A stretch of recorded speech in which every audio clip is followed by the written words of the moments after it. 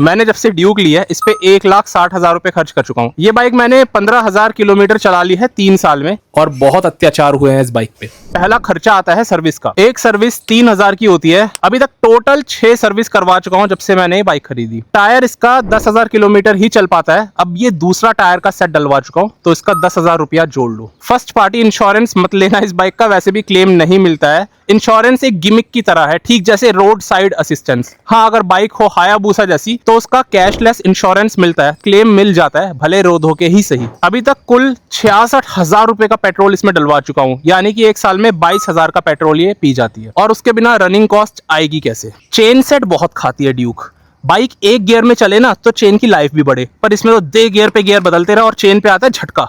इससे ऐसा हुआ कि 14,000 किलोमीटर पे मेरा पुराना चेन सेट खत्म हो गया। अभी नया डलवाया तो ये लगभग 3,300 रुपए का मेरा पड़ा है। झटका आपको तब लगेगा जब आप इसकी तीसरी सर्विस करवाने जाओगे। अचानक से एक बड़ी सर्विस करते हैं वो लोग, थ्रॉटल बॉडी साफ करेंगे, brake pad, tyre, chain set. झटका लगता है कि भाई 10,000 किलोमीटर चल गई, इतना मोटा खर्चा कहां से आ गया। अब दोस्तों मॉडिफिकेशन। अच्छा, ये बाइक्स ना ज्यादा मॉड नहीं मांगती। इनमें एक क्रैश गार्ड भी लगा हुआ आता है ना, तो ये भी बहुत अच्छा होता है, बदलवाने की खास जरूरत नहीं है। फिर भी हम कुछ मॉड्स तो कराते हैं। जैसे मैंने इसमें पीपीएफ कराई थी बेसिक, 8,000 रुपए उसका खर्चा आया था। उसके बाद मैंने ये रैप कराया और कार्बन डिप कराया। इन दोनों का मिला करके 22,000 रुपए खर्चा हो गया। लाइट 5,000 की। फिर ये बार एंड, ये अभी 3,000 रुपए के मैंने लगवाए हैं। ये सीट मैंने लगाई थी 4,000 रुपए की। अब वो खर्चा जो हम लोग सोचते नहीं है, ये इस बाइक का कंट्रोलर है। इसके अंदर मेटल प्लेट्स होती है जो आपस में चिपक गई थी, पूरा सर्किट शॉर्ट मार दिया उसने बाइक का, तो इसका खर्चा आया था 6500 रुपए। उस टाइम पे इस बाइक में ना आगे छोटी सी मिनी ड्राइव लगी हुई थी, कंपनी ने वो घुमा दी। तो ये सब वो खर्चे हैं जो मैंने कभी सोचे नहीं थे होंगे। थोड़े समय बाद फिर पूरा सर्किट इस बाइक का फूक गया।